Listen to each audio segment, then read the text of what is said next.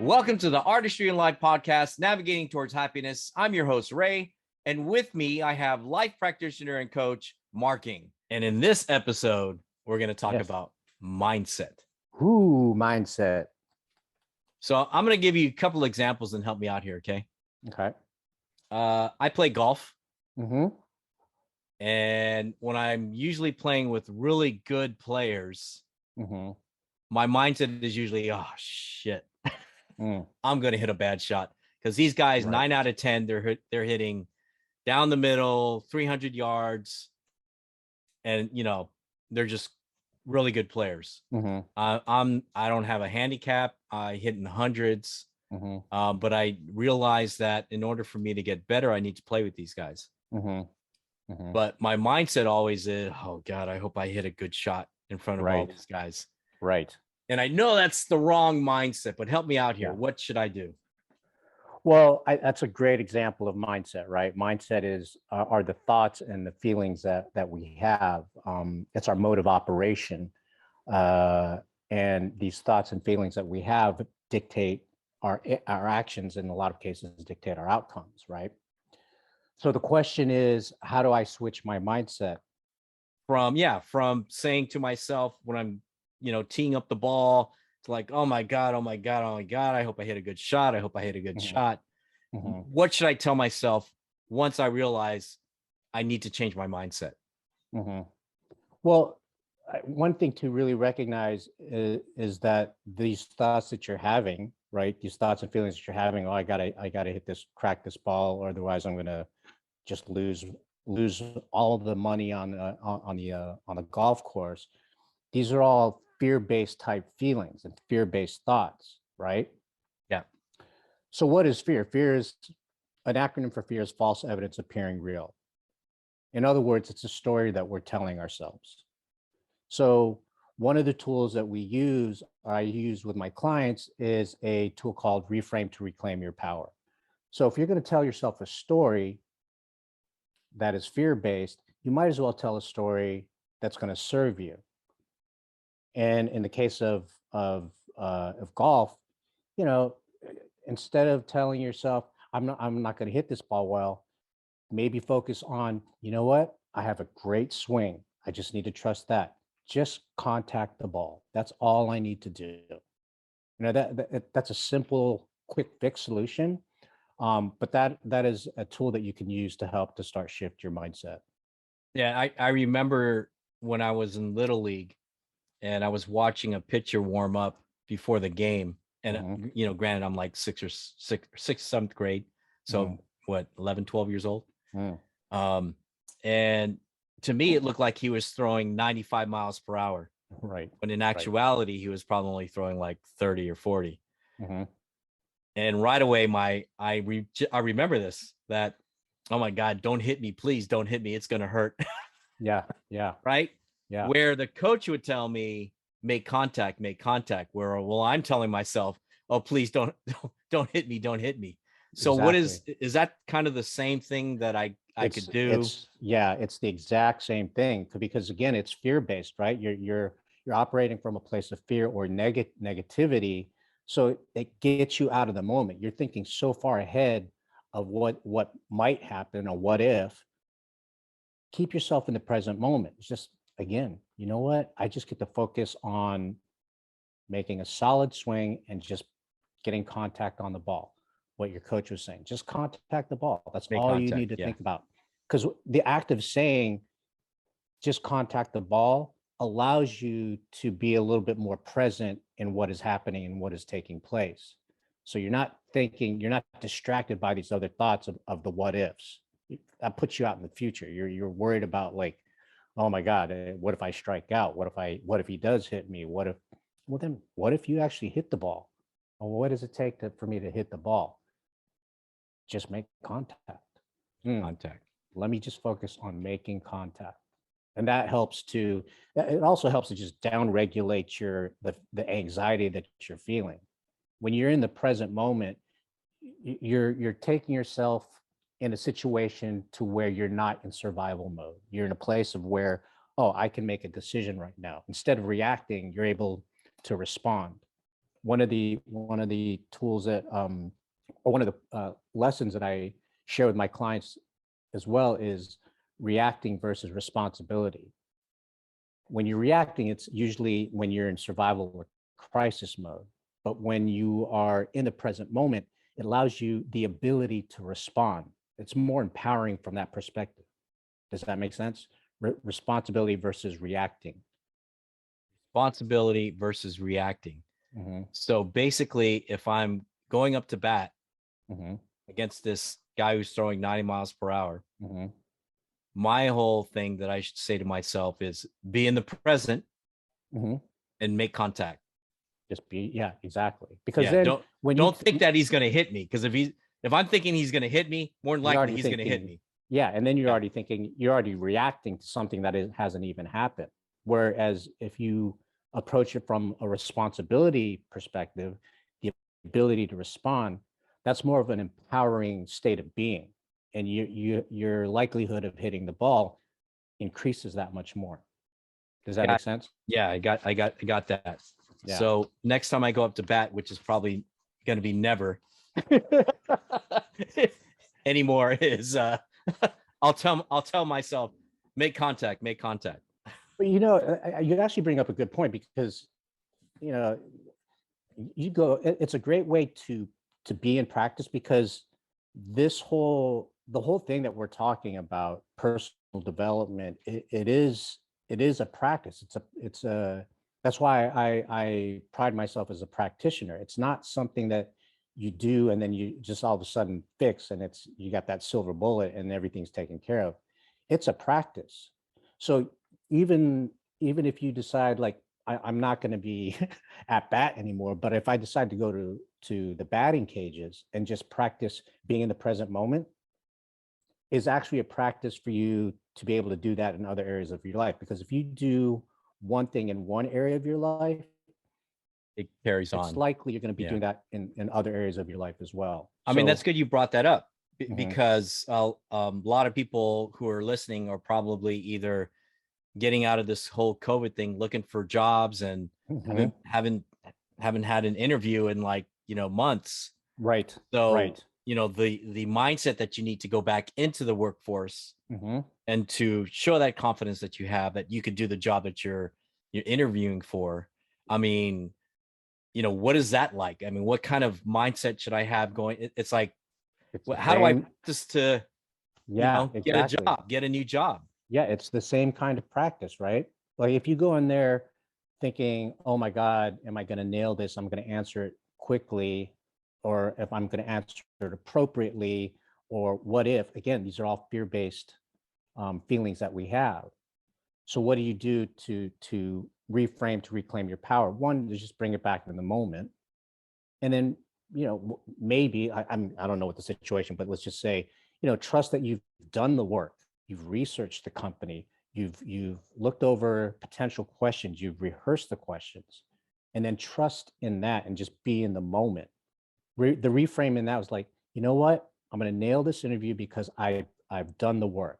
I get to trust in myself and trust that the work that I did is good enough. Let everything else, let the cards fall where they may, and just take it from there. Don't think too far ahead, because when you start to think too far ahead, you get too much in your head and in your mind, and you start getting distracted. And then who knows, you might even miss a question, important question that the interviewer is asking, and you just taken yourself out of the moment, and lost the connection with what you're supposed to be focused on. I have a question for you regarding affirmations. Mm. Now, is that something that would help my mindset? Oh, absolutely, 110%. It's one of the tools that I use with my clients. One of the practices I like to have them do is uh, come up with some affirmations specific to what it is that their needs are, and then what I'll have them do is put that in their alarm clock and label it as, if they're thinking about their work, if they're good enough, then just write something on the label on your alarm says, I am good enough, I am worthy. And then set a time in which that would go off throughout the day, and use that as an affirmation to help shift your mindset. The key with affirmations, though, and this is where I think a lot of people lose uh, uh, the true value in affirmations, is that I can say that I'm good enough all I want. But if I don't really feel that energetically, if I don't start to elevate the feelings and um, emote the feelings that represent that I am worthy, then it's going to be a lot harder for you to get there. Another thing comes to mind where we were told what to do when we were growing up. Mm-hmm. So go to school, get good grades so you get a good job, or rewind, go to school, get good grades so you can get into a good college, get your degree, and then you get a good job. Right. Right. That's a mindset that our parents probably put on us since we were kids. Our parents, society in general. Yeah, of course. That's an example of programming. If that's an example of programming and we're resistant to that, then how do we break free from the programming? Just like you would a computer, reprogramming, right? So, and reprogramming is something that takes, it's a process. It's the phrase I like to use, it's not when am I going to get there, it's how far am I going to go, because it's also an evolutionary thing. You get constantly getting new information. When you get new information, you're allowed to make different decisions for yourself. Part of the reprogramming is using tools like reframing to reclaim your power, using affirmations on your alarm clock.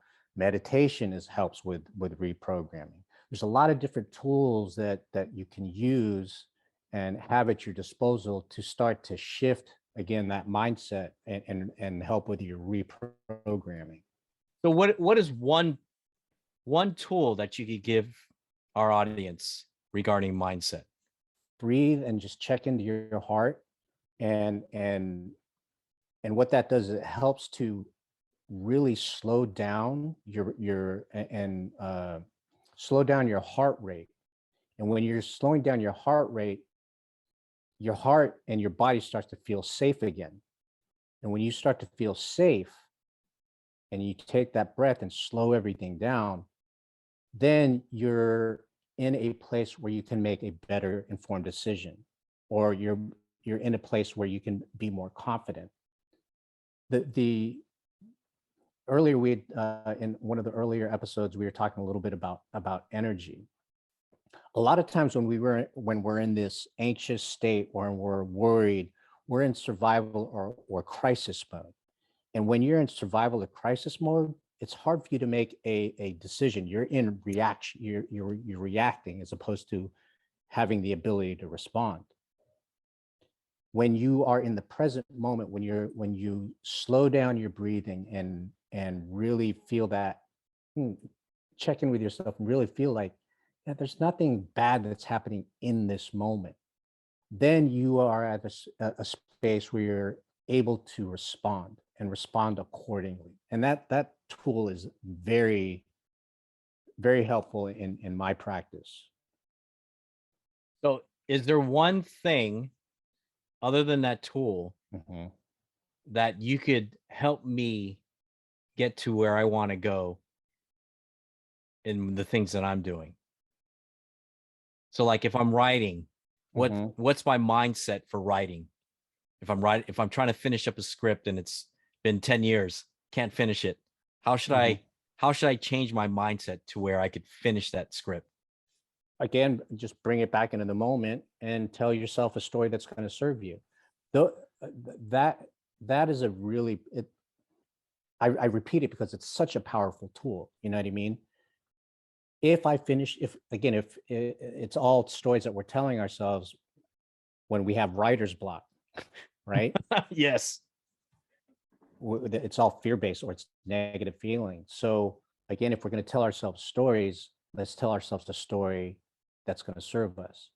If I sit down and just write one word, who knows? That might lead to a whole page. If that leads to a whole page, that's good. Maybe I'll just take a break. But tomorrow, if I can just start that again, and maybe I just start with one word and see where that goes. Oh, wow, look, I just finished 2 pages. You know what I mean? Then you start building from there. Everything is an every situation or any obstacle is actually an opportunity for you to establish a new base and build on top of that. Man, I got to change my mindset for a lot of things then. Absolutely. And here's the thing, like mindset, if you're not aware about mindset, that means subconsciously you've been programmed by your environment or by events or by people that are around you. The key is being conscious, really thinking about what your mindset is in the moment, what it is your thoughts are and what it is that you're feeling. And if you are able to recognize what that is, then you have an opportunity to make a decision. Oh, do I want to change how I'm thinking and how I'm feeling to help me move to the next stage, next level? There's a lot of empowerment in that when you understand that the choices that you have. So a lot of it is self-talk. A lot of it is self-talk. So I have to be aware of what I'm thinking in order to change that mindset. Exactly. So mindset is some of the pillars in mindset are being self-aware. And in being self-aware, you get to be self-aware energetically, how you're feeling, whether it's positive or negative, and being very cognizant of what it is your thoughts and feelings are, if those are negative or positive. And once you have a gauge on what those are, then you can start to understand choice. Do I get to listen to the same program, or do I get to reprogram and listen to those thoughts and those voices and start to feel energetically like, do I want to feel the negative energies, or do I want to feel positive energies? Then you can start to make a really empowering choice on how you want to move next. In Filipino families where your parents want you to be either a doctor, engineer, or, whatever, something professional, and you're going against it, that you're changing their mindset about you. Yeah. And well, where you don't want to be any of those professions. Well, here's the thing. At the end of the day, you can't change anybody. You can't fix anybody. You can offer suggestions or maybe influence, but at the end of the day, it's not your responsibility. The only responsibility that you truly have is to you, right? Because you're the one that's living this life, not your parents, not your relatives. You get to go to bed and sleep with yourself, right? And if going on the path of trying to be a doctor or a lawyer or a nurse or whatever the case may be is not within your alignment, and you still try to do that, then your soul just ends up eating itself. So you got to make a powerful decision, like whose life am I living? Am I living for your life, or am I, do I get to live my life and do the things that make me happy, that provides me joy? Because at the end of the day, really all our parents really want for us is to be happy. But because of their upbringing, their programming, their concepts of what happiness is very, very different to what our happiness may be. Wow. And that kind of goes with what we were talking about in our last episode, was happiness. Yeah. Right. Exactly. So happiness, mindset, all kind of works out. Yeah, so it's all part of the same animal, for sure. For sure. So does mindset, and this will be my last question. Okay. Does mindset, is it temporary? Can it be temporary? Question. No. That's a great question, because again, everybody thinks once you do personal development work, you got all the answers, and then boom, you're done, you're good. Yeah, it's like a diet, right? And that's, yeah, exactly. And it's exactly, and it's not, that's not the case. Mindset can be very temporary. You can build yourself up to a mindset where things are starting to flow in your life, but if you don't keep up with the practice of of doing the affirmations or reframing to reclaim your power or bringing yourself in the present moment, if you don't make that a daily practice for yourself, then yeah, you'll fall back to the old programming almost immediately. So So let's just yeah, say it takes a lot of work to change, to actually work on your mindset and to keep your mindset. it takes a lot of work. It takes a lot of work. And sometimes it's not just how much work you do, but how deep you go with that work as well. But the great thing is once you get through all of that, then it just becomes easier. You know what I mean? Let's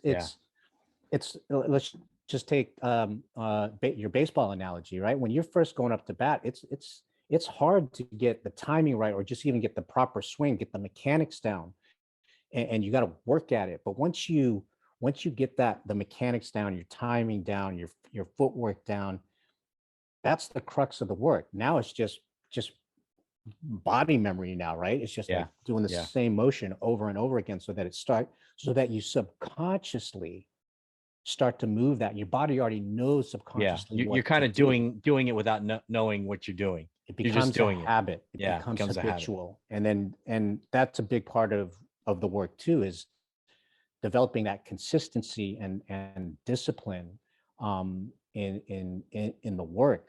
Because if you don't do that, just like anything else, if you don't remain consistent in it, then you'll revert back to the old programming. Okay, Marking, a lot of information, man. I just want to thank you for coming on our episode and helping us out with the mindset and what to do and how to do it. So in closing, you got to give us a quote. I got this one from Will Smith. I'm not sure where he got it, but I got it from him. Those who say they can and those who say they can't are both right. Ooh, mindset. Who dang. Who dang. All right. Thank you for coming on. Thank you. That was a great interview. That was awesome. I appreciate you coming on and helping our audience out with the mindset. And if you want to get a hold of Marking, please look below. Our link is below. Like, comment. Do all you need to do. And subscribe. Do all that stuff. All right. Thank you, guys. Thank you for listening to our podcast.